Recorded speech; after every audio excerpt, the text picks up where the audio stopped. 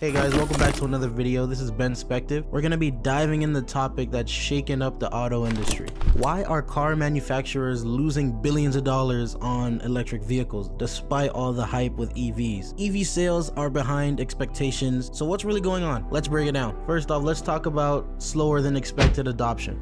Sure, EVs are the future, but consumers aren't switching to electric vehicles as quickly as manufacturers hope. There are a bunch of reasons for this. From lack of charging infrastructure to good old-fashioned range anxiety, some people just don't want to be stuck looking for charging stations halfway through their road trip.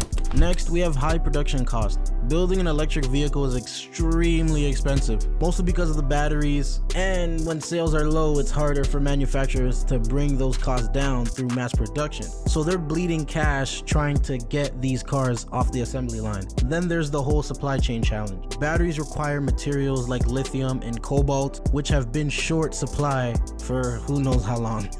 That makes it tough for automakers to get enough batteries at a reasonable price, delaying production and shrinking profits even further. And let's not forget about inflation and rising interest rates. With the cost of living going up, people are hesitant to spend big money on cars, especially when EVs come with a higher price tag. Throw in higher interest rates and financing that shiny new electric car that just isn't as attractive as a few years ago. There's also the issue of increased competition. More automakers are jumping into the EV game, which is great for innovation but bad for profits. Car companies are being forced into price wars and spending big on marketing just to get noticed, and that's cutting even deeper into their bottom line. Another hurdle is regulatory uncertainty. In some places, charging infrastructure are pretty much unclear. Without clear guidance from governments, both consumers and car manufacturers are hesitant to dive in full throttle. And finally, there's been a bit of a shift in market demand. A lot of the consumers are opting in for hybrids, or they're getting more fuel-efficient